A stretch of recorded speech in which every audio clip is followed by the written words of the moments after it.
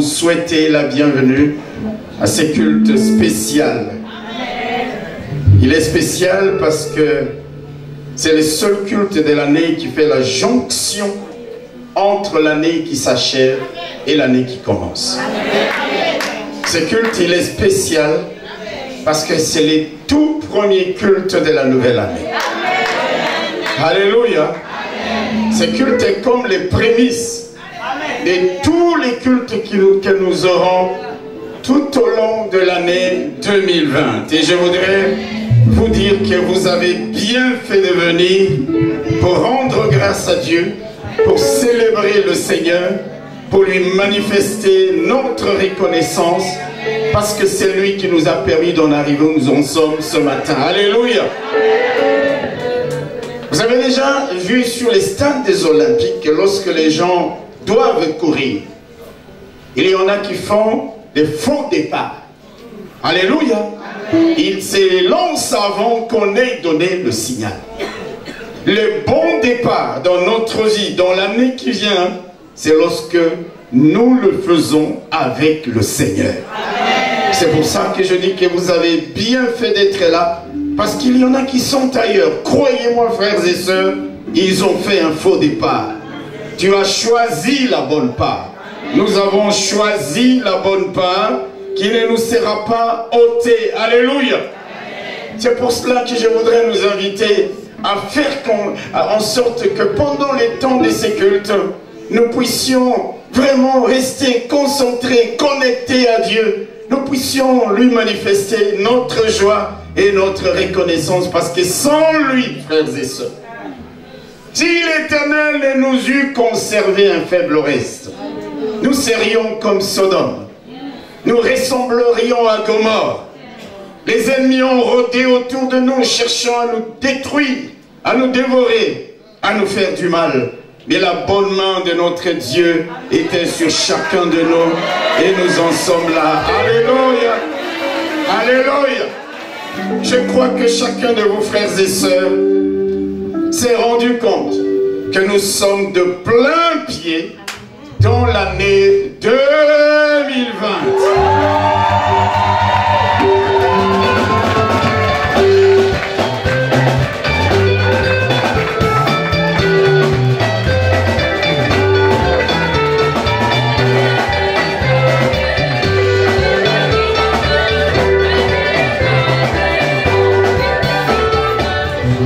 Frères et sœurs,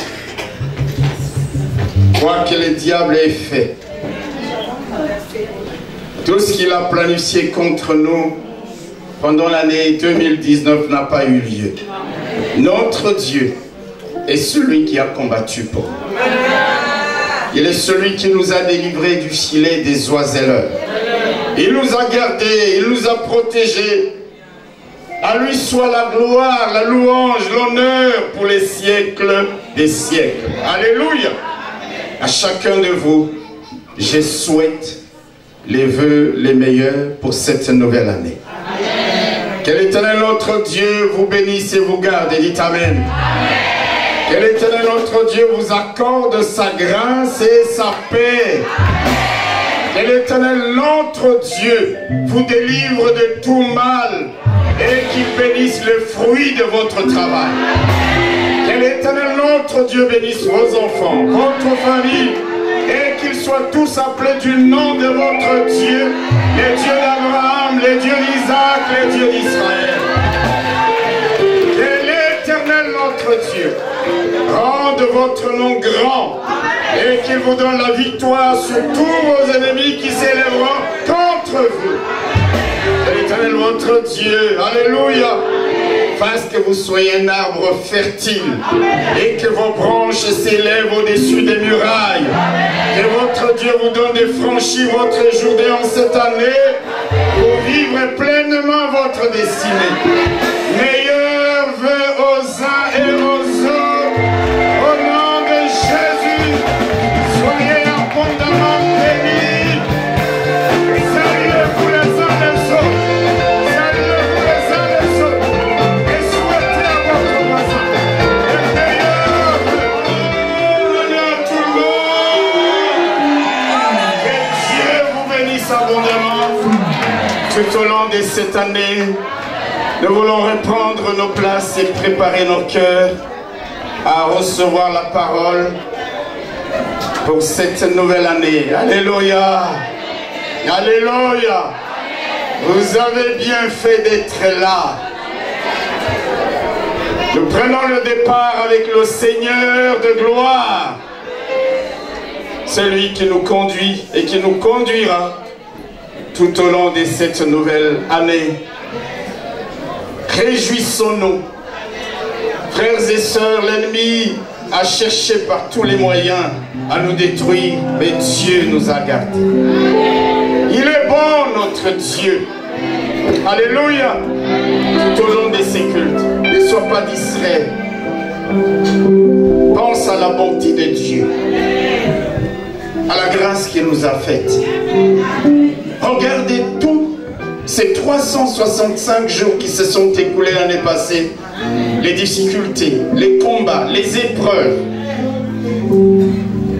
qui auraient pu nous emporter dans la dépression, loin de Dieu. Mais le Seigneur nous a gardés. Vous savez pourquoi? Parce qu'il n'en a pas encore fini avec nous. Réjouissons-nous dans le Seigneur de ce qu'il est celui qui nous fera encore grâce, qui fera déborder notre coupe cette année encore. Alléluia. Comme nous l'avons dit dans la semaine, nous devons entrer dans cette nouvelle année avec un autre état d'esprit. Moïse a dit dans Deutéronome au chapitre 9, il dit aujourd'hui, écoute Israël. Alléluia. Écoute Israël. Tu vas aujourd'hui passer le Jourdain pour te rendre maître des nations plus grandes et plus puissantes que toi. Il ne voulait pas que les Anakim qui étaient dans le pays de la promesse puissent les terroriser comme ils avaient terrorisé leurs parents 40 ans auparavant. Il voulait qu'ils entrent dans le pays des Canaan avec un autre état d'esprit, l'état d'esprit des gagnants, l'état d'esprit des vainqueurs, l'état d'esprit des conquérants. Alléluia. Quels qu'aient été tes problèmes et tes combats, tes difficultés pendant l'année passée, Dieu te dit, entre dans cette nouvelle année avec un autre état d'esprit.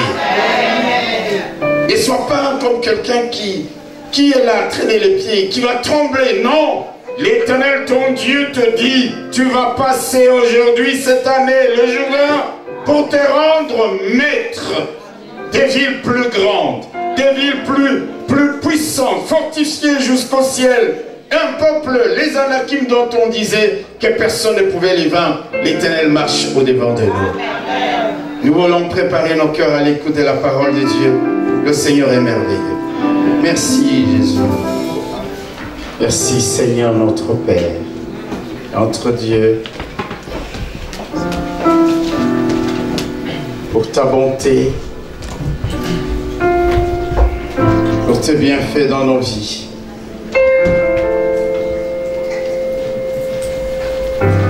Parce que pendant un temps, là où tu es, avant même d'écouter la parole de Dieu, tu peux prier pour rendre grâce à Dieu. Dis-lui, Seigneur, merci. Je ne mourrai pas. Et ce n'est pas à cause de moi. Je ne suis pas, et je n'ai pas été, je ne serai jamais maître du souffle de vie qui est en moi. C'est toi qui m'as donné de vivre jusqu'à ce jour.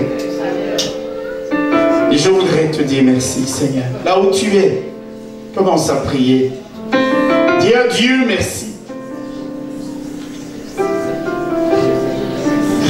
t'avoir gardé, t'avoir arraché au danger. Dis-lui merci pour la nourriture. Dis-lui merci pour le vêtement. Dis-lui merci pour le toit qui est au-dessus de ta tête. Dis-lui merci pour tout ce qu'il a fait pour toi. Ce que tu as vu et même ce que tu n'as pas vu.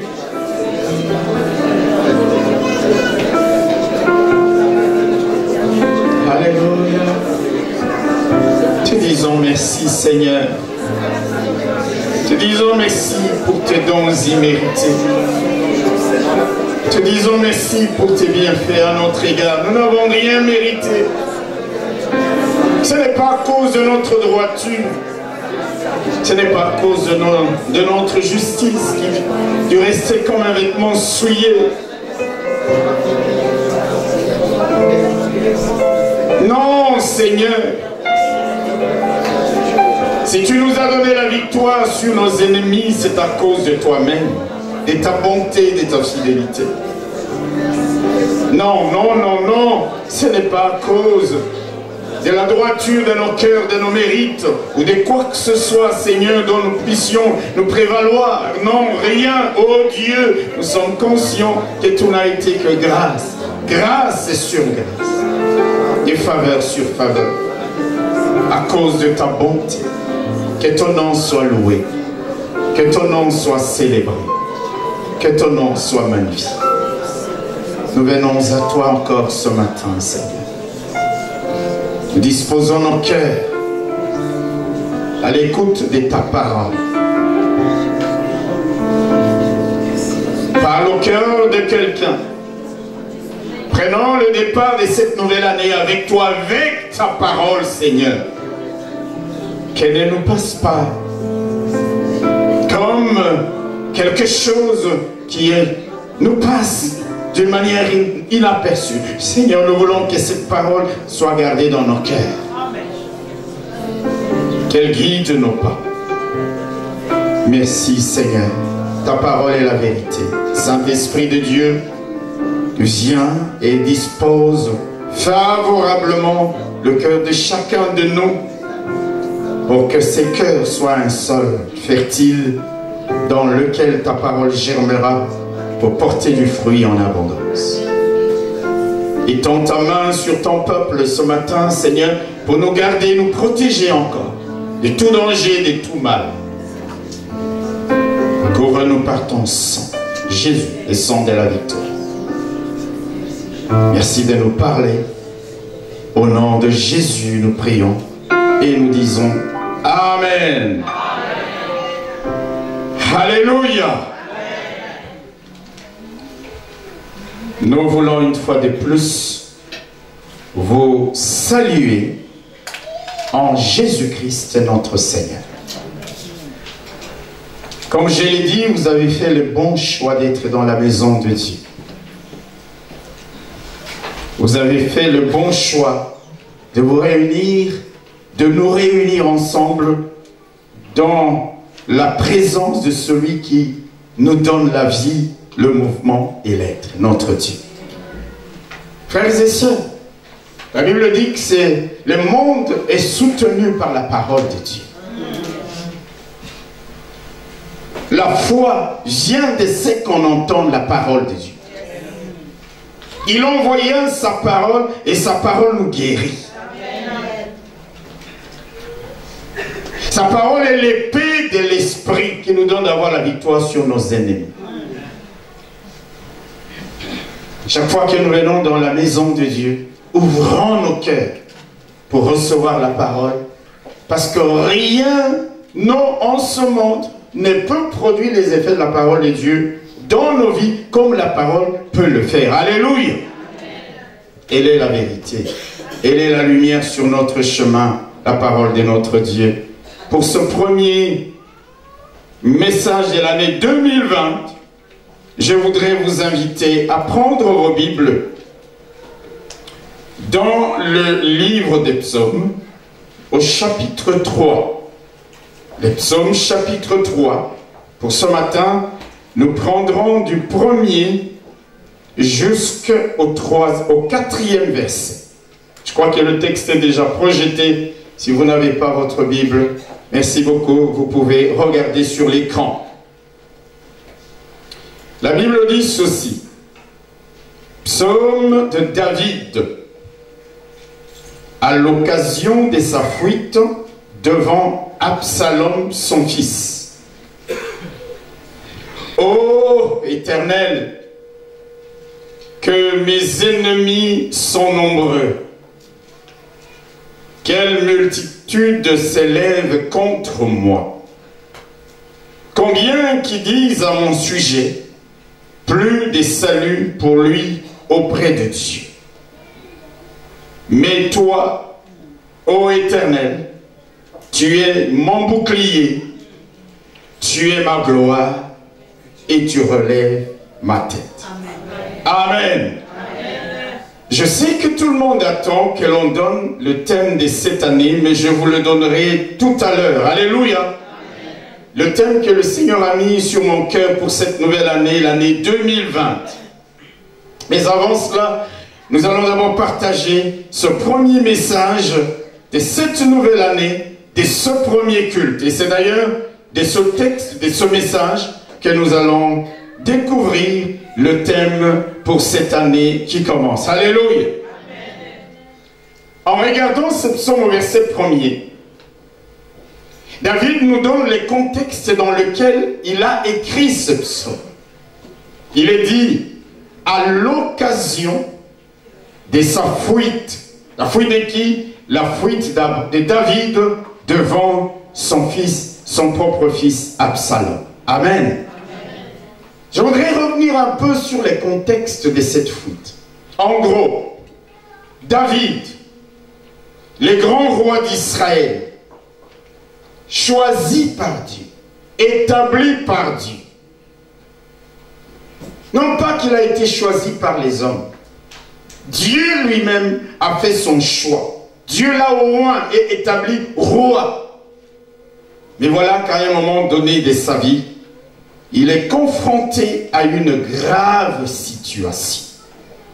Frères et sœurs, même quand nous marchons avec Dieu, les combats et les difficultés ne nous seront pas épargnés. Il est confronté à une grave situation, et laquelle son propre fils Absalom a ourdi un coup d'État contre lui. Il a fomenté un coup d'État contre son père. Absalom a réussi à se rallier de nombreuses personnes pour exécuter son projet unique de marcher sur Jérusalem pour se faire proclamer roi à la place de David, son père, son propre fils. Alléluia. Amen. Une bonne et une grande partie du peuple derrière lui. Beaucoup de gens sont avec lui, avec Absalom, tous décidés à frapper, à faire mourir. La conjuration est à son camp. Confronté à cette situation à laquelle il ne s'attendait pas du tout. Alléluia. Amen. Vous savez, il y a de ces situations, ça vous arrive, vous ne vous attendiez pas, vous êtes pris au dépourvu. Vous ne savez même pas comment réagir. David ne s'attendait pas du tout à cette situation de la part de son fils. Et quand ça arrive, David est obligé d'abandonner le palais avec une poignée de gens pour sauver sa vie. Alléluia. Il est obligé. Et la Bible nous dit que dans sa précipitation, voici donc devant son fils Absalom, qui vient avec une horde de gens, des méchantes personnes, pour détruire, ôter la vie, faire périr son propre père. La Bible nous dit, face à cette situation, David prend la fuite et dans cette précipitation, il a pris la fuite pieds nus, tout un roi. Alléluia. la tête courbée, la tête couverte. David est en pleurs, les grands rois. La Bible dit que toute la contrée était en larmes devant ces spectacles désolants. Les gens poussaient des grands cris au passage de David. Les gens l'insultaient. Et même, on nous montre un certain Chiméi de la maison de Saül qui se mit à prononcer des malédictions sur David. Les grands rois. Cet homme s'est mis à insulter David. Il se mit à lui jeter de pierres comme si David était un vulgaire citoyen.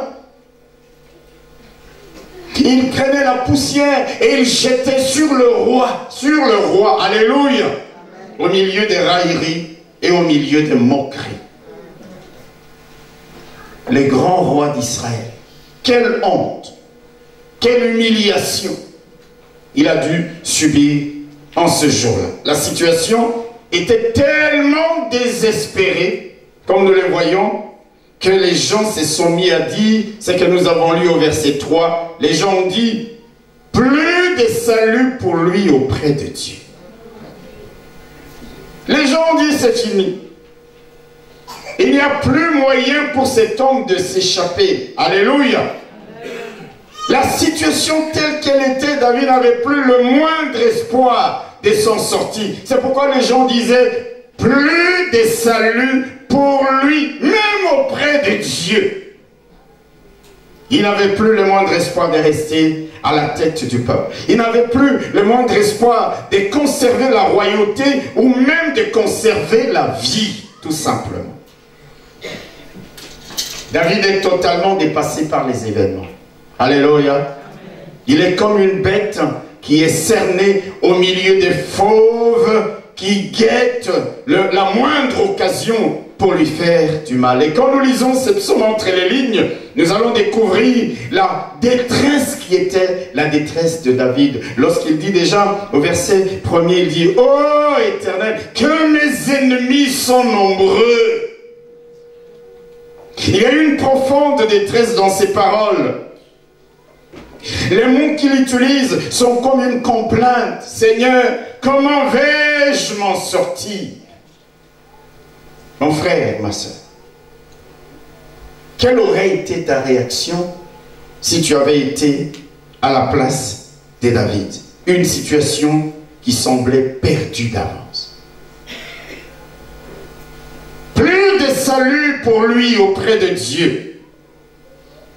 Quelle aurait été ta réaction face à ce que les gens disaient sur le roi David?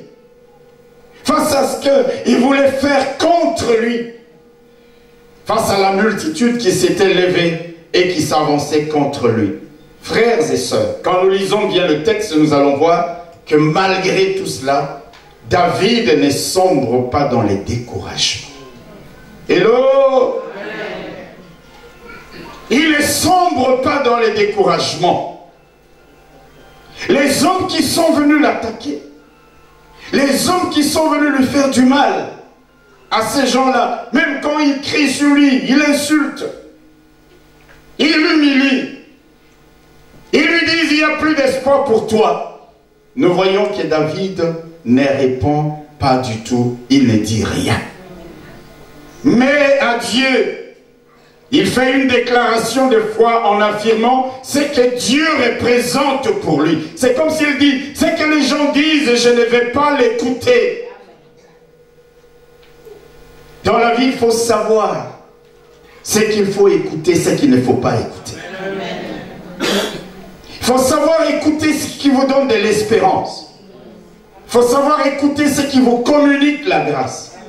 Il faut savoir écouter ce qui vous encourage, ce qui fortifie votre foi. Mais quand il y a des paroles dissonantes, des choses qui vont vous décourager, des gens qui vont vous provoquer, il y a des moments où il faut tout simplement se taire. Alléluia. Aux hommes, David ne dit rien.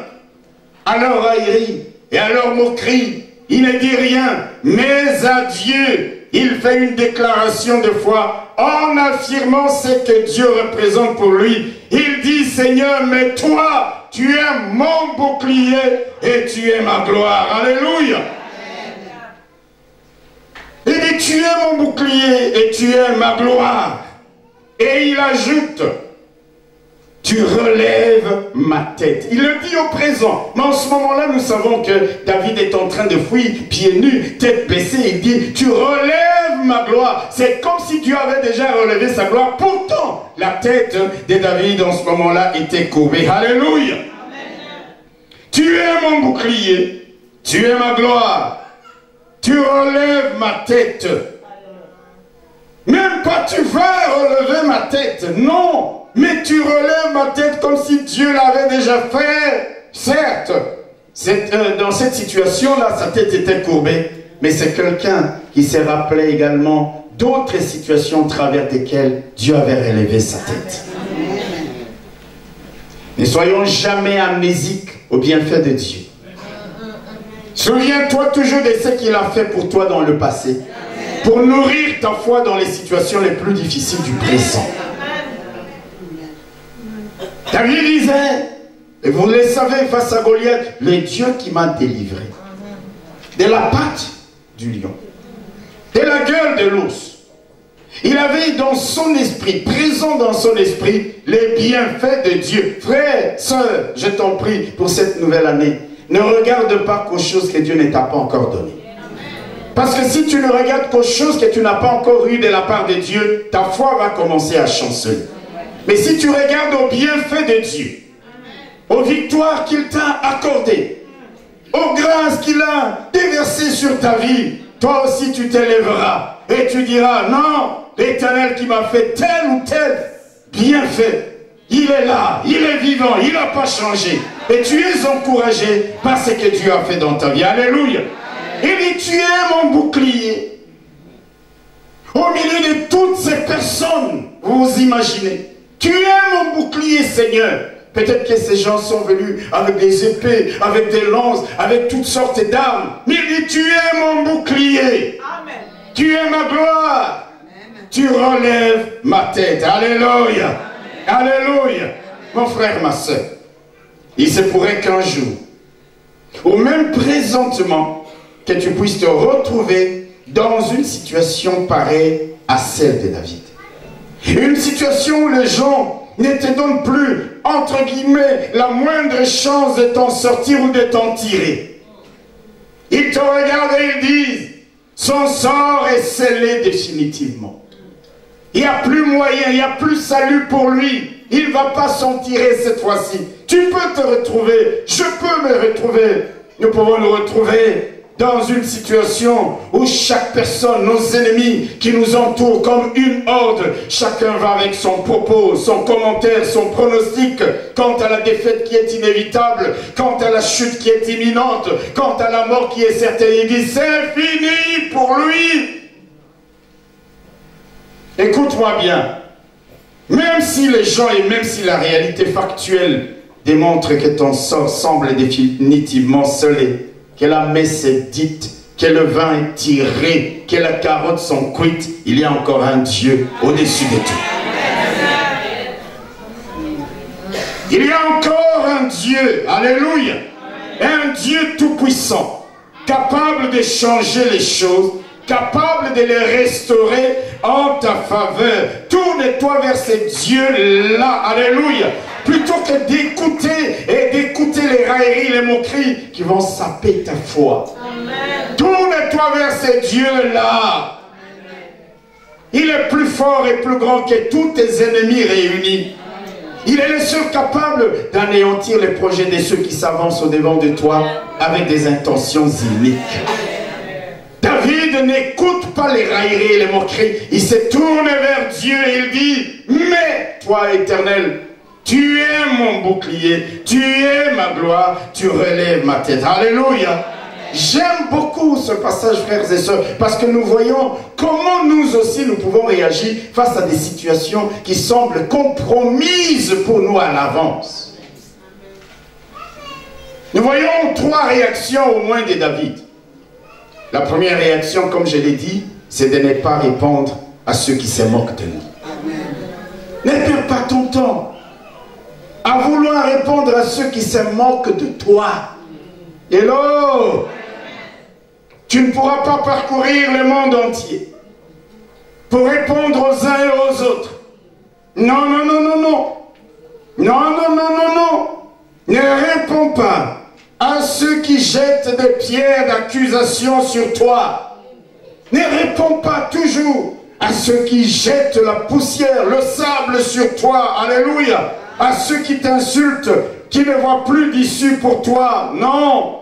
Vous savez, frères et sœurs, si nous commençons à écouter, à vouloir réagir, la plupart des temps, nous pouvons mal réagir d'ailleurs.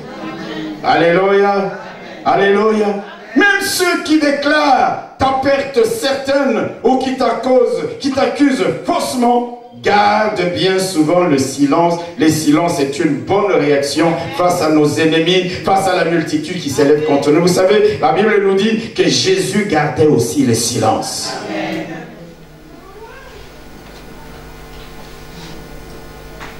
Il dit que mes ennemis sont nombreux. Une multitude qui s'élève contre moi. Qui disent il n'y a plus de salut, il n'y a plus d'espoir. Il ne parlait pas à ces gens-là. Alléluia. Amen. La deuxième chose, comme je l'ai dit, si on ne s'intéresse pas à ce que les gens disent, tourne-toi vers Dieu, mon frère. Tourne-toi vers Dieu. Alléluia.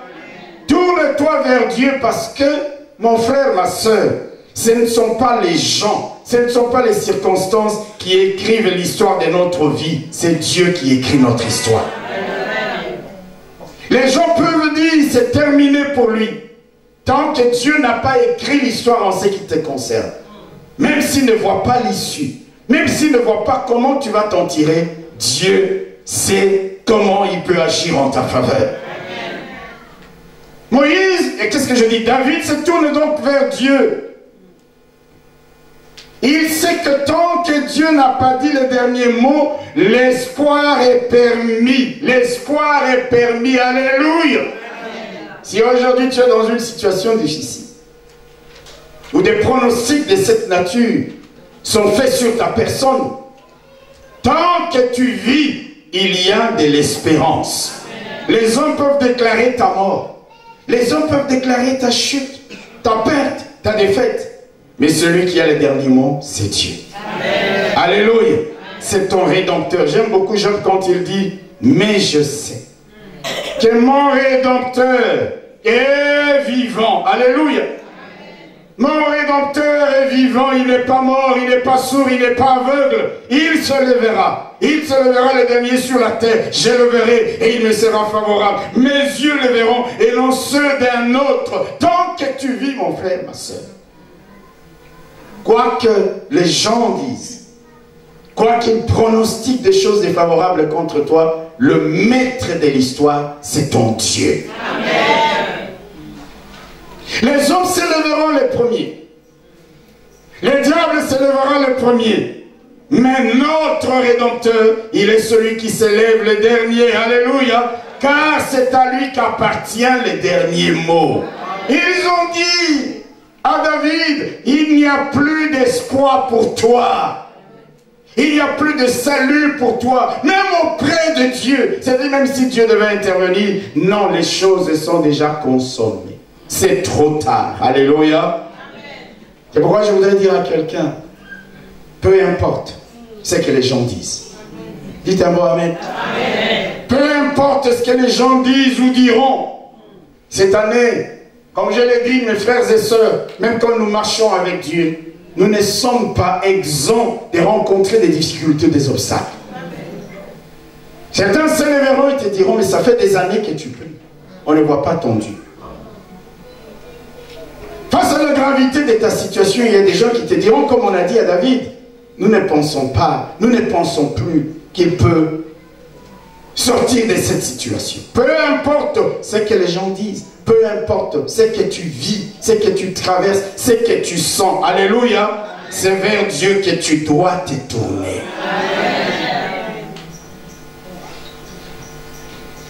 Et quand tu te tournes vers Dieu, Nous ne voyons pas dans ce texte David en train véritablement de faire la prière d'une manière classique. Il se tourne vers Dieu. Il va prier bien sûr, mais c'est une prière qui est un peu spéciale parce que dans cette prière, eh bien, David est tout simplement en train de faire des déclarations, des confessions de ce que Dieu représente pour lui. Alléluia. Et de ce qu'il peut faire pour lui. Amen. Amen. Il n'est pas en train de dire, Seigneur, viens et agis dans ma vie. Non, il se lève et il fait des déclarations. Le monde a été créé par la parole. Amen. La parole, c'est l'épée de l'esprit. Alléluia. C'est pour cela qu'il est important de la connaître. C'est pour cela qu'il est important de la méditer. David, c'est vrai, c'est comme s'il prie vers Dieu, mais la prière est faite de déclarations. Il dit, mais toi, ô Éternel, tu es mon bouclier, tu es ma gloire. Il fait des déclarations. Il dit ce que Dieu représente pour lui, et il dit en même temps ce que Dieu va faire pour lui. Alléluia. Frères et sœurs, même si tout semble perdu d'avance, apprends à déclarer. Amen. Dites Amen. Amen. Apprends à confesser la grandeur de ton Dieu. Amen. Tout va de travers. L'ennemi veut que tu pleurniches. L'ennemi veut que tu dises des paroles négatives. Mais tu te lèves au milieu de la horde de tes ennemis et de ces situations défavorables pour dire, mais toi, ô Éternel, je reconnais ta bonté. Je reconnais ta fidélité. Je sais que tu es le Tout-Puissant. Alléluia. Vous savez, quand nous nous mettons dans des situations difficiles, non pas à dire des choses négatives, mais à déclarer, à faire des confessions conformes à la parole de Dieu, la victoire commence en ce moment-là. Elle est en mouvement en notre faveur. Apprends à déclarer qu'il est le Dieu qui opère des signes. Qu'il est le Dieu qui opère des prodiges. Tu t'élèves au milieu. C'est comme ça que nous voyons l'histoire de Paul et Silas en prison, n'est-ce pas? Si toi et moi nous avons été dans cette situation-là, combien ne serait-il pas allé dans un petit coin de cette prison sombre, humide, moite, en train de pleurer, en train de dire, Seigneur, tu m'as abandonné, Seigneur, pourquoi tu as permis que ceci ou cela m'arrive? C'est la plupart des fois, c'est la manière dont nous réagissons. Non, ces gens avaient fait le choix de louer et de célébrer Dieu. Déclare, alléluia, qu'il est le Dieu des signes, qu'il est le Dieu des prodiges, qu'il est le Dieu des miracles. Et pourtant, tu es dans une situation catastrophique. C'est pourquoi David, il dit non, plutôt que de pleurer, de continuer à pleurer, plutôt que de continuer à me lamenter, je me lèverai et je dirai ce que Dieu est, ce qu'il représente pour moi et ce qu'il peut faire pour moi. Il dit, mais toi, ô Éternel, tu es mon bouclier, tu es ma gloire, alléluia. Apprends, mon frère, ma soeur, à dire, à déclarer ce que Dieu fera pour toi dans n'importe quelle situation. Lève-toi et tu dis, il agira, qui s'y opposera. Lève-toi et dis, mon Dieu accomplira toutes les bonnes promesses qu'il m'a données. Lève-toi et dis, il se lèvera pour me délivrer du filet de l'oiseleur. Il accomplira ses desseins à mon égard et il en concevra d'autres. L'ennemi te dit de pleurer, mais tu lui dis non, mon Dieu se lèvera. Mon Dieu ne m'abandonnera pas. Mon Dieu agira en ma faveur. Et quand il se lèvera, personne ne s'y opposera. Alléluia. David, vous imaginez le grand roi, pieds nus, tête courbée, rejeté, au nid, en train de pleurer. Mais il sait qu'il est encore un Dieu. Amen. Alléluia. Amen. Alléluia. Amen. Apprends à déclarer qui il est pour toi. Amen. Tout va de travers. Tu t'élèves et tu dis, tout va mal. Mais, vous savez, le mais introduit la contradiction. Nous voyons d'ailleurs les mais au verset 4. Après qu'il a dit, combien disent à mon sujet, plus de salut pour lui auprès de Dieu, mais il dit, mais toi. La Bible dit d'abord, il y a pause. Vous savez, la pause ici veut dire quoi? David regarde d'abord la multitude des gens qui sont venus. La situation désespérée. Il se lamente, il se complaint dans une certaine mesure. Il fait pause, il dit non, arrêtons-nous et voyons les choses avec lucidité. Quand il s'élève maintenant après la pause, il dit mais toi, il commence par dire tout ce que je vois ici, c'est vrai ils sont nombreux, c'est vrai ils sont méchants, mais toi, alléluia, mais toi Éternel, tu es mon bouclier. Apprends à dire et à déclarer qui il est pour toi. Alléluia. Il est ton rédempteur. Dis Amen. Il est ton sauveur. Il est ton Seigneur. Quand moi je lis ma Bible, je vais vous donner certaines déclarations des gens qui avaient compris ce que Dieu représentait pour eux. Vous pouvez chercher dans votre Bible, là où il est dit l'Éternel aimant, ou bien l'Éternel aima. Pour que vous compreniez ces gens ce qu'ils disaient. Alléluia. Quand nous lisons dans la Bible, dans 2 Samuel, on dit l'Éternel est mon rocher. Non, quelqu'un n'a pas dit Amen. L'Éternel est ma forteresse. L'Éternel est mon libérateur. La Bible dit l'Éternel est mon soutien. L'Éternel est mon partage et mon calice. L'Éternel est mon berger. L'Éternel est ma lumière et mon salut. L'Éternel est ma force et mon bouclier. L'Éternel est ma retraite. L'Éternel est mon refuge. L'Éternel est mon secours. L'Éternel est mon Dieu. Écoute, alléluia. David, il dit, quand tu commences à lire la parole de Dieu, tu réalises tout ça. David n'a pas cité tout ça. Mais ici, il dit, tu es mon bouclier. Parce qu'il est entouré des gens qui vont lancer des flèches contre lui. Dans chaque situation, il y a un nom adapté. Il y a les secours de Dieu. Alléluia. Je parle à quelqu'un. Je parle à quelqu'un. Quand tes pieds seront en train de s'enfoncer, tu peux te lever et dire, l'Éternel est mon rocher. Il mettra mes pieds sur les rocs. Le rocher des âges qui ne peut pas couler. Alléluia. Quand l'ennemi mettra les ténèbres devant toi, tu pourras te lever et dire, l'Éternel est ma lumière.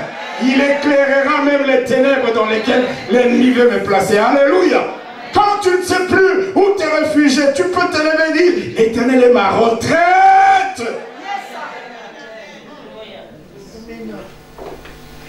Alléluia. Alléluia. Déclare.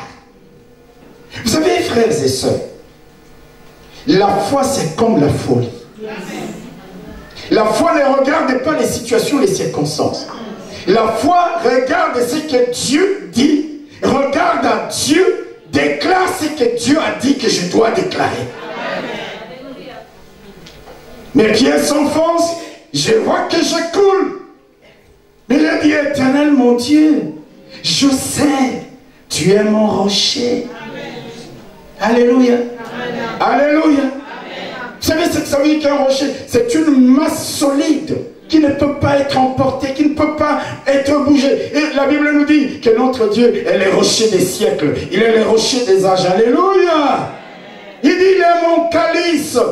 Il est le vase dans lequel on va déverser une bonne mesure serrée, secouée qui déborde. Quand je n'ai rien, je dis l'Éternel est mon partage. L'ennemi veut que je pleure, mais je déclare ce que mon Dieu est. Frère, sœur, face à tes ennemis, face aux circonstances défavorables de ta vie, affirme, confesse, proclame qui Dieu est-il pour toi. Amen. David il dit, tu es mon bouclier, tu es ma gloire. Vous savez ce que c'est que le bouclier? Le bouclier, c'était une arme défensive qui servait à arrêter les flèches que l'ennemi lançait contre les autres. Amen. Amen. On utilisait le bouclier avec la main gauche.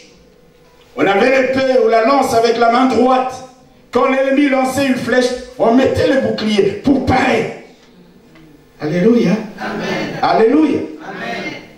Le bouclier, c'est quoi? C'est le symbole de la protection de Dieu. David voit la situation. Il voit toutes ces personnes, certainement avec leurs arcs. Il peut s'imaginer, on peut s'imaginer que chacune de ces flèches pouvait les transpercer, pouvait les blesser mortellement, si pas lui, en tout cas, la petite poignée des gens qui étaient autour de lui. Il dit, si l'Éternel est mon bouclier, et je dis que l'Éternel est mon bouclier, ça veut dire qu'ils peuvent lancer toutes les flèches qu'ils voudront. C'est Dieu qui parlera. C'est Dieu qui parlera. C'est Dieu qui parlera. Et aucune flèche ne m'atteindra. Alléluia. En cette année 2020, déclare que Dieu sera toujours ton bouclier. Les traits enflammés de l'ennemi ne t'atteindront pas. Les paroles de malédiction, les imprécations, les enchantements, les envoûtements, les effets des pratiques mystiques, les ensorcellements ne t'atteindront point, car Dieu est ton bouclier. Alléluia. Les mauvais sorts jetés contre toi, ils ne vont pas t'atteindre. Tu te lèveras. Alléluia. Tu marches avec assurance. Et tu dis, l'Éternel est mon bouclier. Ils vont faire des imprécations, ça ne t'atteint pas. Parce que quand les imprécations viennent, qui elles trouvent sur leur trajectoire? L'Éternel, le Dieu bouclier. David dit, il est mon bouclier. Alléluia. C'est pourquoi je voudrais te dire, mon frère, ma soeur, tout au long de cette année, quelle que soit la situation qui pourra te faire trembler, parce que tu sens des ennemis entourés, environnés, qui t'entourent, et qui veulent lancer contre toi des attaques, dis, Dieu est mon bouclier. Il te protégera de la peste et de ses ravages. Il te protégera des terreurs de la nuit et des flèches qui volent de jour. Il te protégera de la peste qui marche dans les ténèbres et de la contagion qui frappe en plein midi. Alléluia. Il te protégera des hommes et des femmes méchants. Il te protégera de leurs complots, de leurs attaques, de leurs pièges. Tout au long de cette année, alléluia, dis l'Éternel est mon bouclier.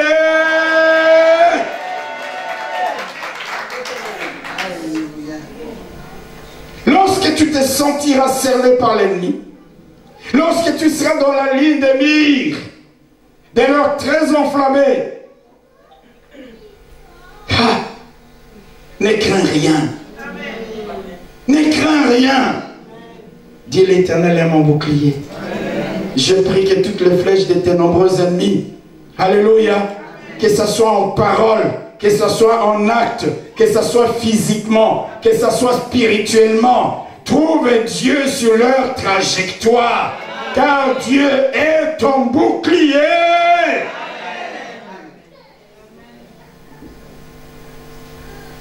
Et puis il dit, la deuxième chose, David dit, tu es ma gloire.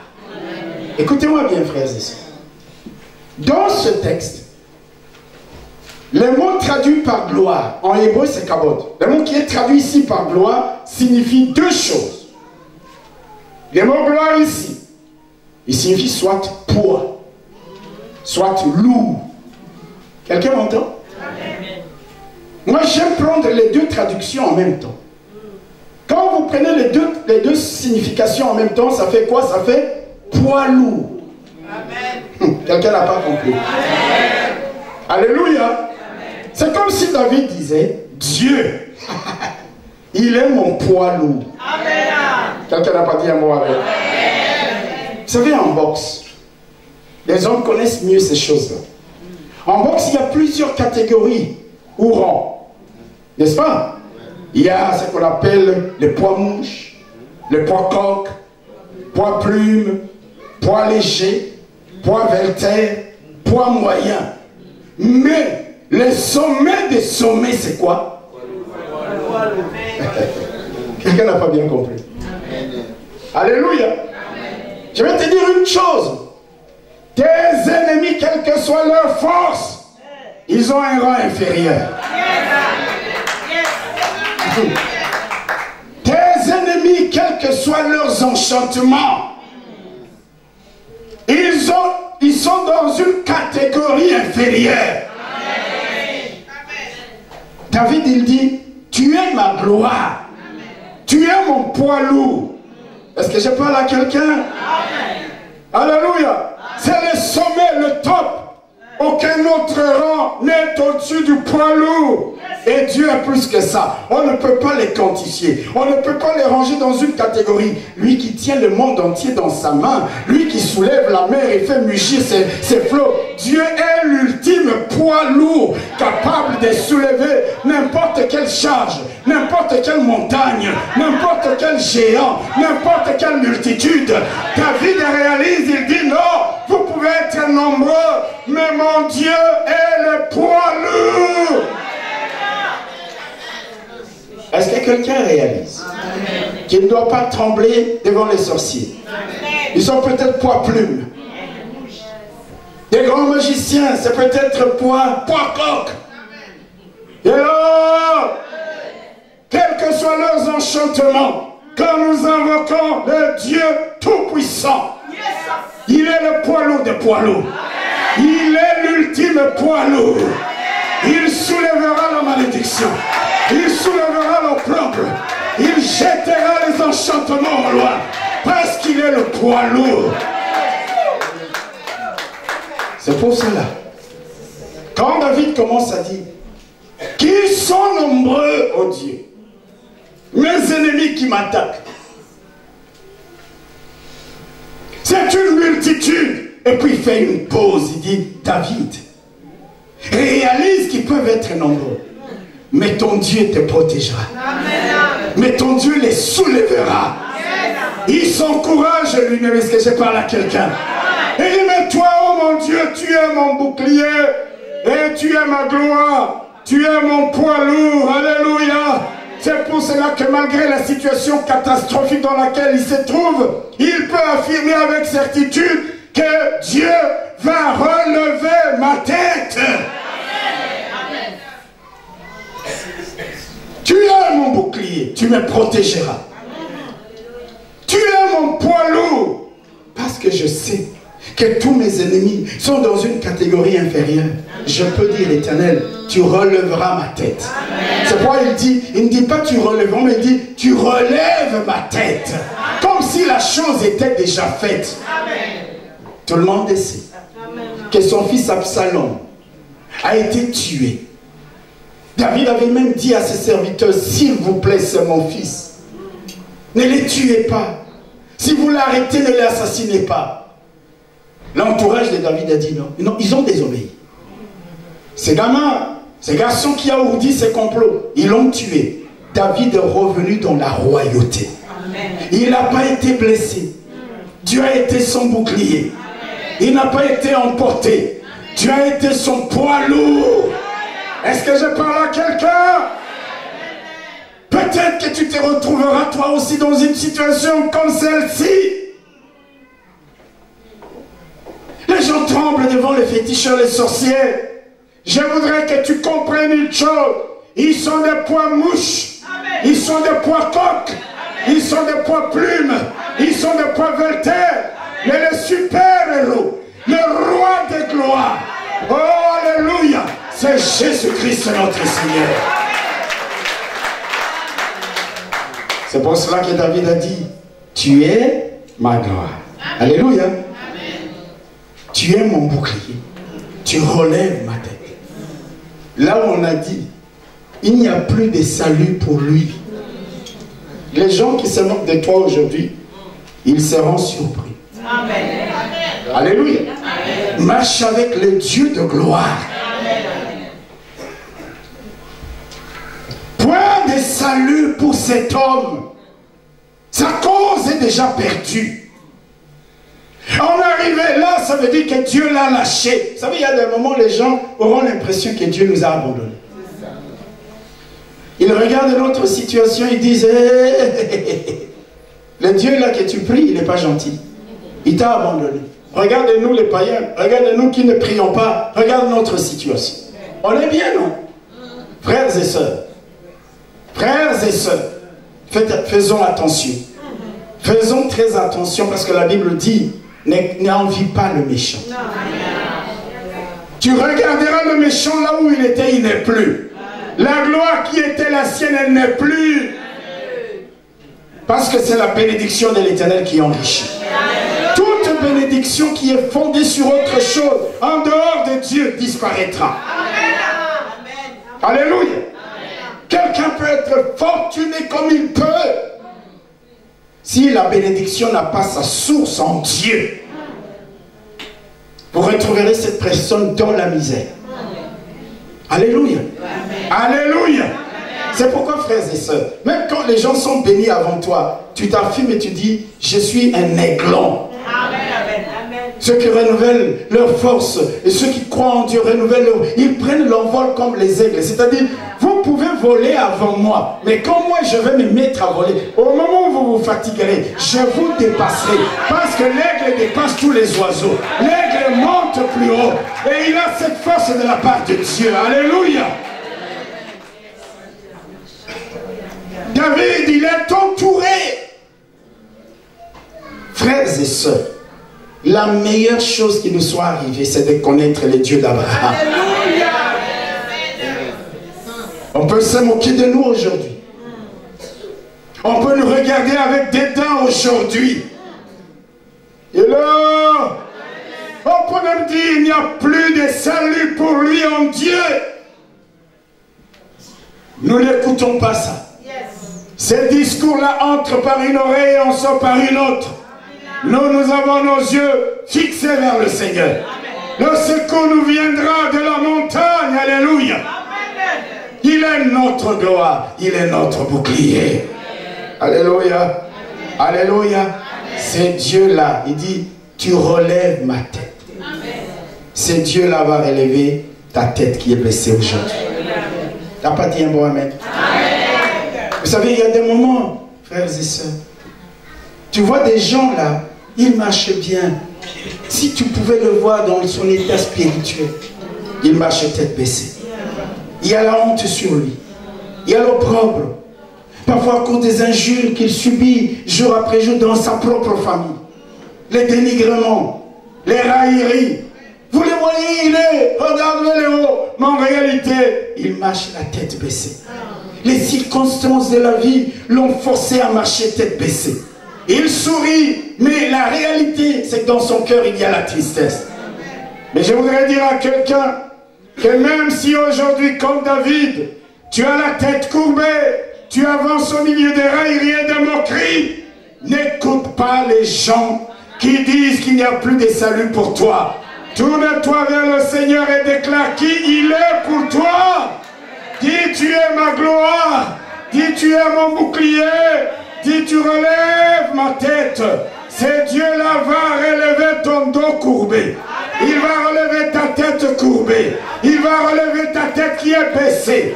C'est Dieu-là va rouler de dessus toi. L'opprobre, la honte, l'humiliation, les railleries, les moqueries. Tu relèveras la tête parce qu'il est ta gloire.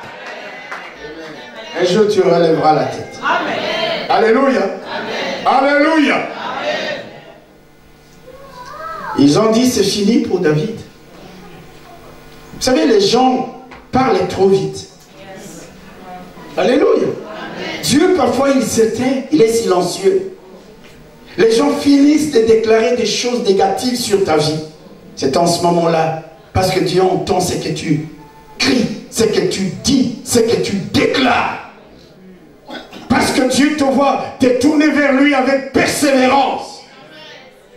Alléluia. Amen. Alléluia. Amen. Vous savez combien d'années Anne a subi les railleries et les moqueries de sa rivale? D'année en année, pendant plusieurs années. Nulle part nous ne voyons Anne en train de se disputer avec Pénina. Elle allait au temple pour chercher Dieu. Alléluia. Et Dieu a élevé sa tête. Frères et sœurs, alléluia. Je voudrais encore te le répéter.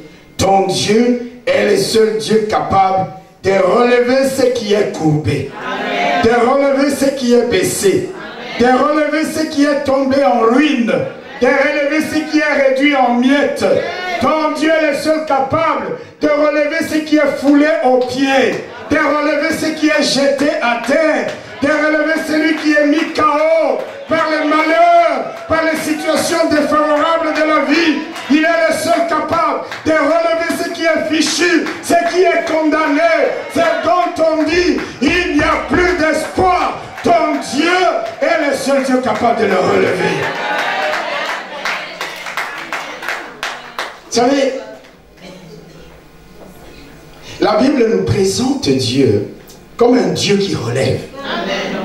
Regardez, je parlais de Anne. Quel a été le chant qu'elle a composé? Nous sommes dans 2 Samuel, 1 Samuel plutôt. 1 Samuel. Nous sommes au chapitre 2. Alléluia. Je ne sais pas si quelqu'un qui lit bien la Bible a remarqué une chose. C'est que dans 1 Samuel, tous les chapitres premiers, alléluia, il est dit que Anne pleurait. Anne gémissait. Amen. À cause de quoi? Des mortifications. Et comme je dis, elle n'a pas répondu. Frères et sœurs, il y a des moments où elle ne répond pas. Ne cherche pas à justifier. Vous allez voir, non, laisse-les, ils verront de toute façon. Anne a continué à prier. Mais quand nous arrivons au chapitre 2, alléluia, la Bible nous dit, Anne pria et dit, au chapitre 2, c'est le moment où Anne est en train de se réjouir. Certains d'entre nous ici sont au chapitre 1er de 1 Samuel. Tu pleures et tu pleures et tu pleures, ne t'en fais pas. Il y a un chapitre 2. Non, tu n'as pas bien compris. Alléluia. Un jour tu quitteras le chapitre 1er. Et tu te retrouveras au chapitre 2, où ton discours va changer. Et la Bible dit dans 1 Samuel au chapitre 2 maintenant, au verset 8, Anne, quand elle parle, elle dit ceci. 1 Samuel chapitre 2 verset 8, qu'est-ce qu'elle dit? L'Éternel fait mourir et il fait vivre. Il fait descendre au séjour des morts et il en fait remonter. L'Éternel appauvrit et il enrichit. L'Éternel abaisse et il élève. De la poussière, il retire le pauvre. Du fumier, il fait quoi? Il relève l'indigent pour le faire asseoir avec les grands. Et il leur donne en partage un trône de gloire. Car à l'Éternel sont les colonnes de la terre et c'est sur elles qu'il a posé le monde. Alléluia. Il dit non, mes bien-aimés. J'étais comme quelqu'un qui était dans la poubelle. J'étais comme quelqu'un qui était dans la poussière, qui était méprisé. Mais l'Éternel m'a relevé. Il m'a fait asseoir avec les grands. Il m'a donné en partage la gloire de ceux qui sont autour de moi. Est-ce que je parle à quelqu'un? Anne est en train de présenter Dieu comme un Dieu qui relève. Tu es KO aujourd'hui? Il y a un Dieu qui relève. Tu es foulé aux pieds. Il y a un Dieu qui relève.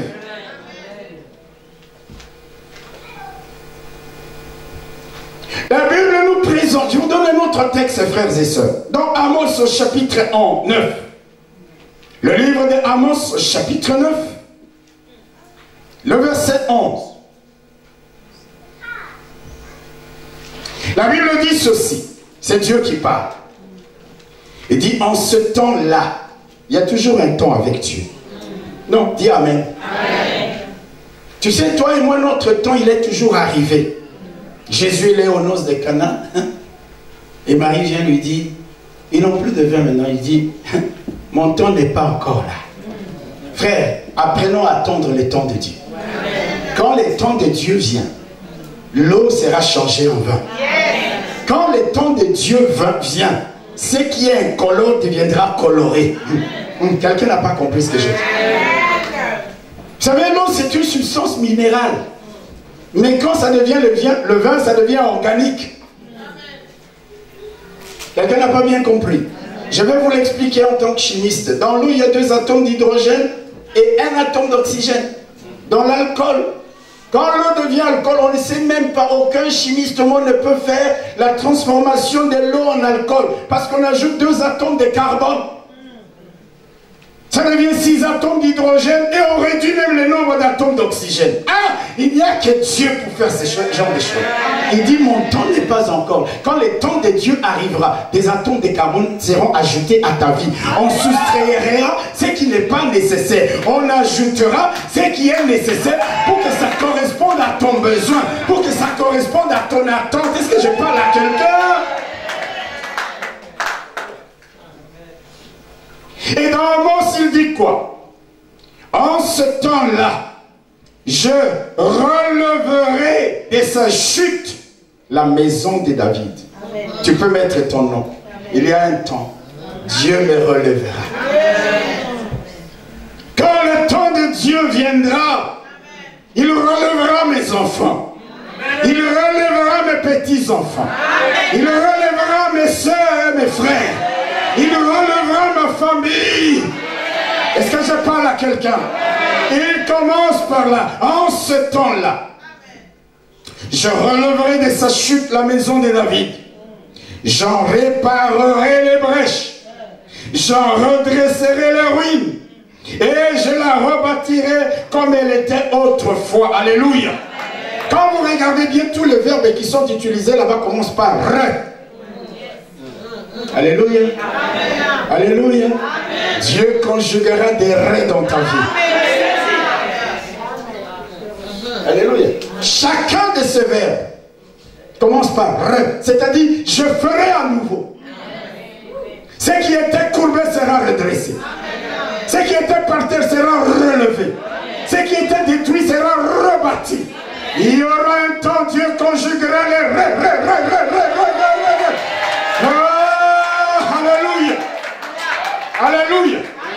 Que ce soit Anne, que ce soit Amos, que ce soit d'autres encore, tout au long de l'année, je vous montrerai des secrets. Qu'est-ce qu'il se passe? Il présente Dieu comme étant les dieux qui relèvent, les dieux qui réparent. Amen. Amen. Amen. Vous savez, il y a des moments, moi j'ai vu un grand médecin à qui on a donné le prix Nobel parce qu'il répare. Mais il ne répare qu'un aspect de la vie des gens. Alléluia. Quand Dieu veut conjuguer le verbe avec les ré, c'est dans tous les domaines de ta vie. Ça veut dire, frères et sœurs, si on devait donner le prix Nobel, le Seigneur raflerait tous les prix Nobel.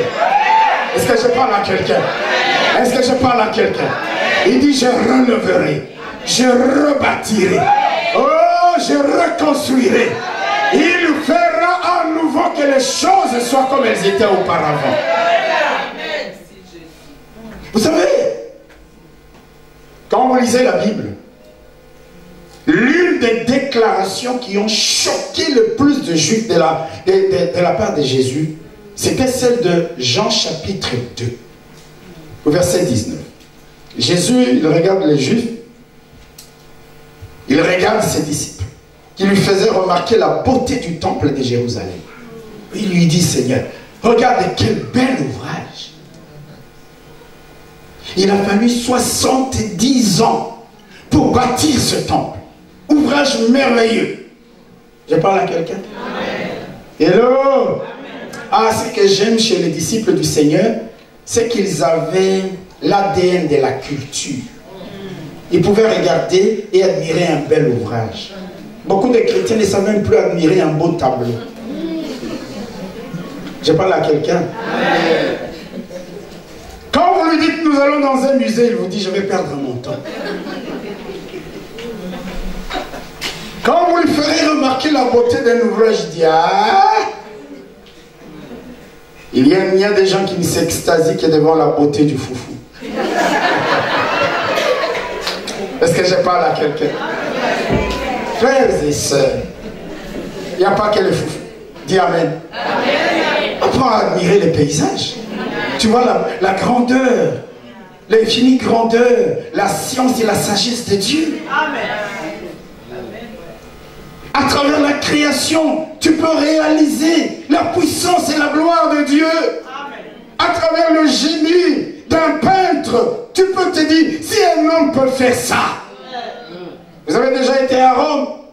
à la chapelle Sixtine, vous admirez les chefs-d'œuvre de Michel-Ange et vous vous dites non, si un homme peut être suspendu comme ça et peindre ces fresques-là, c'est extraordinaire. Et Dieu, quand tu regardes Dieu même à travers les nuages, tu commences à voir certaines formes magnifiques et tu dis, ça c'est Dieu. Amen. Ils lui font remarquer, le temple lui dit, Seigneur, regarde ce bel ouvrage. Il a fallu 70 ans. Ils étaient fiers, les Juifs. Vous savez ce que Jésus leur a dit? Jésus leur a dit, détruisez ce temple. Alléluia. Amen. Et en 3 jours, je ferai quoi? Je le releverai. Les Juifs étaient choqués. J'aurais une dimanche sur ça. Alléluia. Jésus parlait de sa vie. Il n'avait pas compris parce que le Seigneur parlait parfois en parabole. Il a utilisé le verbe relever. Et là, mais c'est vrai qu'il allait être relevé 3 jours après la mort. Il est mort le premier jour, le diable a dit nous avons gagné. Le deuxième jour, ils ont festoyé. Et au matin du 3e jour, la terre a tremblé. La terre a tremblé, alléluia. Et le Seigneur a été relevé de la mort. Les Juifs ne comprenaient pas ce qu'il disait en ce moment-là. Il leur a dit, quel que soit le nombre d'années, les efforts, tout ce qu'on a englouti ici, je suis le Dieu qui en quelques jours, alléluia, en quelques jours, il dit détruisez ce temple. Et en 3 jours, je ferai quoi? Je le relèverai. Amen. Amen. Jésus relève les défis. Amen. Jésus relève les têtes courbées. Amen. Jésus relève ceux qui sont dans ayant été brimés par la honte, par les humiliations. Laisse-moi te dire que même si aujourd'hui on t'a humilié, on t'humilie, ton Dieu relèvera ta tête. T'as pas dit un mot amen? Amen. Jésus, ton Dieu, relève l'indigent. Il relève les malheureux. Il relève l'abandonné. Il relève les condamnés. Il relève les moqués. Il relève les rejetés. Il relève celui qui est confus. Il relève celui qui est confondu. Il relève celui qui est écrasé. Il relève celui qui est malmené. Il relève celui qui se tourne avec lui comme David et qui dit au milieu de la honte, non, l'Éternel est mon bouclier. L'Éternel est ma gloire. Il relève ma tête. Et quand il relève la tête de quelqu'un, il lui donne en partage un trône de gloire. Alléluia. Alléluia. Je vais terminer ce message. Quelqu'un certainement est en train de dire, pasteur, tu ne nous as pas encore donné le thème. Mais moi, je sais que quelqu'un a déjà découvert le thème pour cette année. Quelqu'un qui a bien suivi ce message a déjà découvert le thème. Qui tourne autour d'un verbe, autour d'un mot. Qu'est-ce qui peut me dire ce mot, ce verbe-là? Il y a des gens très intelligents dans cette église. Alléluia. Alléluia. Qu'est-ce qu'Anne a dit? Du fumier. Il relève l'indigent. Alléluia. David a dit, tu relèves ma tête qui était courbée. L'année 2020, nous la déclarons. Année du relèvement.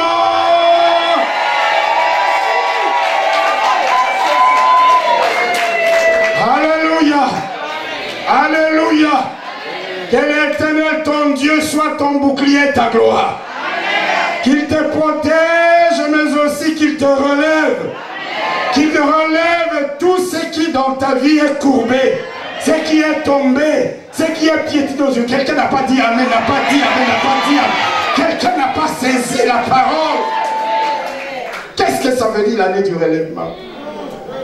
Alléluia. Même si dans ton foyer tout était déjà courbé par terre, c'est l'année du relèvement.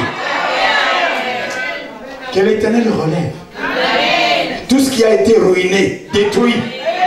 Qu'il relève tes entreprises, même si elles ont été déclarées en faillite. Est-ce que je parle à quelqu'un? Qu'il relève ta tête courbée pendant des années sous le poids de l'humiliation, sous le poids de l'opprobre, sous le poids de la tristesse, Dieu relèvera ta tête. Dieu te justifiera. Dieu te donnera un trône de gloire. Dieu te fera asseoir avec les grands. Le soleil de sa justice s'élèvera. Dieu relèvera les méchants. Il relèvera les malheureux. Il rebâtira. Il relèvera. Il reconstruira. C'est le Dieu du relèvement.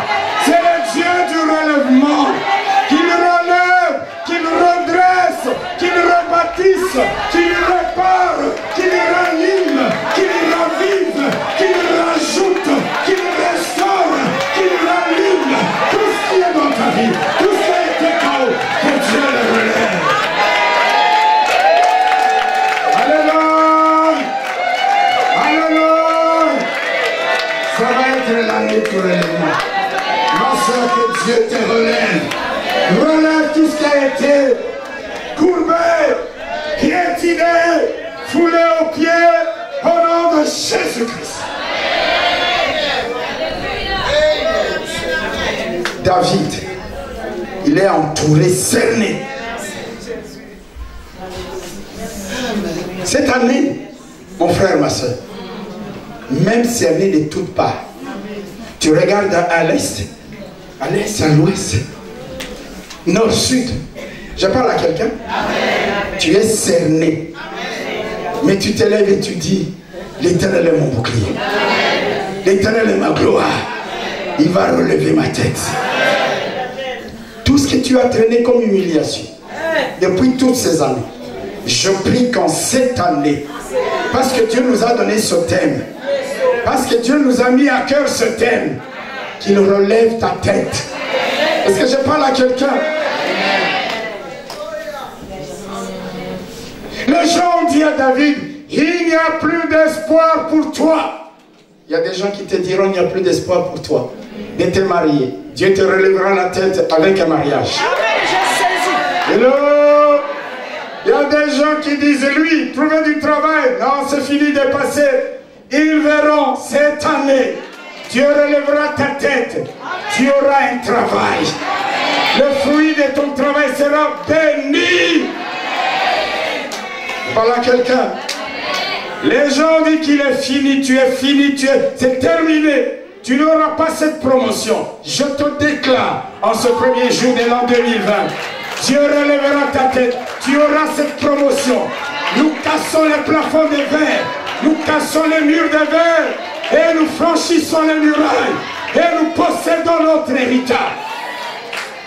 Dieu relèvera ta tête. Combien d'années les gens se sont moqués de toi? Plus de salut. Ça en est fini de lui. Dieu n'a pas dit que c'en était fini de moi. Il est ma gloire. Il est mon calice. Il est ma retraite. Il est mon abri. Il est mon sauveur. Il est mon Dieu. Même s'il ne reste plus qu'un bout d'oreille, il me sauvera de la gueule du loup. Il me relèvera. L'Éternel me relèvera. L'Éternel te relèvera. Dis Amen. L'Éternel relèvera ta tête. Tu as assez pleuré. Tu as assez marché dans la honte, dans l'humiliation, dans l'opprobre. De nombreux ennemis sont là pour t'empêcher d'entrer dans ta destinée. Mais notre Dieu, il est le poids. Tous tes ennemis, c'est comme un caterpillar qui vient. Il les soulève. Est-ce que je parle à quelqu'un? Il va les viser dans la mer. Alléluia!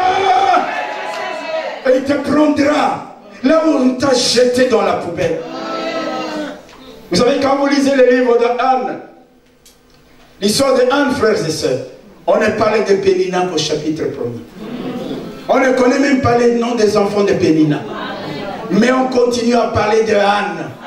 Au chapitre 2, la suite. Et elle a eu encore plusieurs enfants. C'est pourquoi elle pouvait dire, il a relevé ma tête. Dieu relèvera ta tête.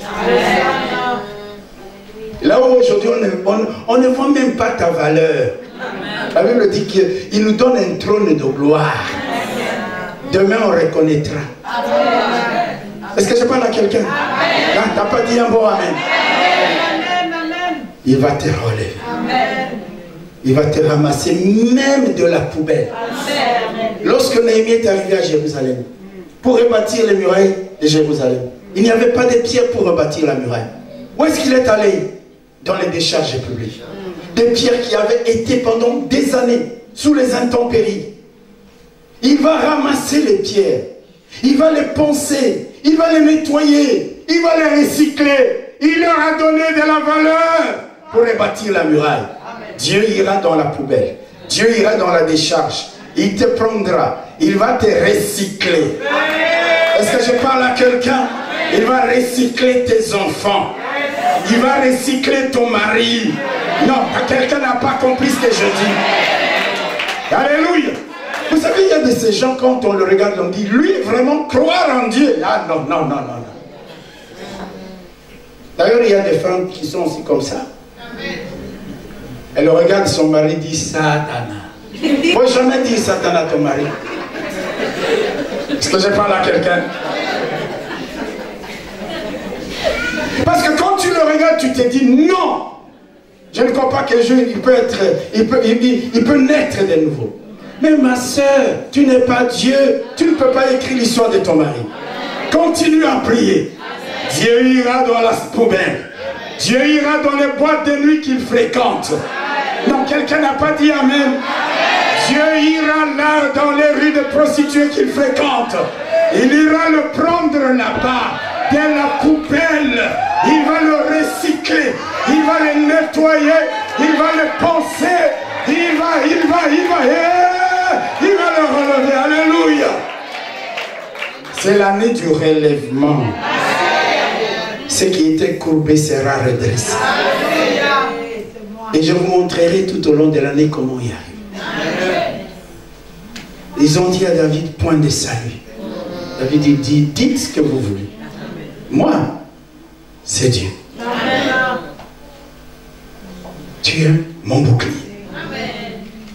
Tu es ma gloire. Tu relèves ma tête. David, comme je vous ai dit, est revenu à Jérusalem. Et là, imaginez maintenant la honte des Chiméi. Des gens qui lui jetaient des pierres, qui l'insultaient. Je crois qu'ils ont... Vous savez, il y a des moments, la revanche ne sert à rien. Alléluia. Ton Dieu a parlé pour toi. C'est fini. Toi, tu es calme maintenant. Ces gens qui l'insultaient, les voir revenir sur les trônes. Alléluia. Absalom, ces garçons-là, frères et sœurs, vous savez, le sort final du méchant, ce n'est pas quelque chose de bien. Ton propre père, tu lui fais un coup d'état. Hello. Mais Dieu a relevé David.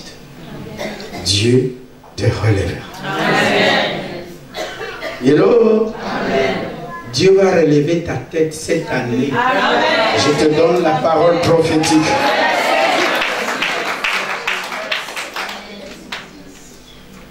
Si tes organes sont tordus pour ne pas être en mesure de concevoir, Dieu les redressera.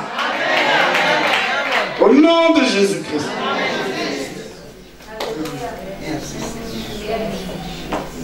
Et Dieu te donnera en partage un trône de gloire. Alléluia. Que Dieu conjugue en ta faveur tout verbe qui nécessite un re dans ta vie. Autrefois, peut-être tu étais riche, tu es devenu pauvre. Tu dis, Seigneur, conjugue le verbe re. Même si on doit les rajouter. Est-ce que je parle à quelqu'un? Il a dit dans Amos, je rebâtirai. C'est pas moi qui ai écrit la Bible. N'est-ce pas? Il dit en ce temps-là, je le verrai. C'est-à-dire, je vais remettre dans l'état où c'était. Je releverai de sa chute la maison de David. J'en réparerai les brèches. J'en redresserai les ruines. Je la rebâtirai. Quelle était la gloire qui était la tienne que tu as perdue? Dieu va te relever. C'est l'année du relèvement. Dans n'importe quelle situation, je termine par là. Même entouré de toutes parts, déclare qui Dieu est dans ta vie. Va dans la Bible. Il est mon rocher. Il est ma lumière. Il est ma force. Il est la source de ma joie. Frères et sœurs, la vraie joie ne vient pas des choses de ce monde. Même quand tu es éprouvé, la source de ta consolation, c'est Dieu. Ne pleure pas indéfiniment pour ne pas amener dans la famille ou dans ta vie des esprits de mort. Vous savez, parfois nous pleurons tout le temps comme pour montrer que nous avons aimé trop la personne. Même cette personne, si elle est ressuscitée, elle te dirait arrête de pleurer. Oh. Je parle à quelqu'un. Non, mes frères et sœurs, je vous dis la vérité. Tu dis l'Éternel est la source de ma joie. L'Éternel est ma force. Je me releverai. Il me relèvera. Et je continuerai ma marche avec lui. Jusqu'à ce qu'il me donne en partage un trône de gloire. David revient à Jérusalem. Celui qui a fait les complots est mort. Il a dit, tu es mon bouclier. Tu es mon poids lourd. Maintenant, ne dis plus gloire là, dans ce texte. Dis toujours, tu es mon poids lourd. Et alors, quand tu marches avec Dieu, tu es en compagnie du poids lourd. Le top, le niveau le plus élevé. S'il y a des ennemis, il va les caterpiller. Ça n'existe pas les mêmes. Quelqu'un peut dire Amen. Encouragez-moi un peu. Alléluia. Et Dieu t'établira. Ce Dieu-là, il est merveilleux. Frères et sœurs.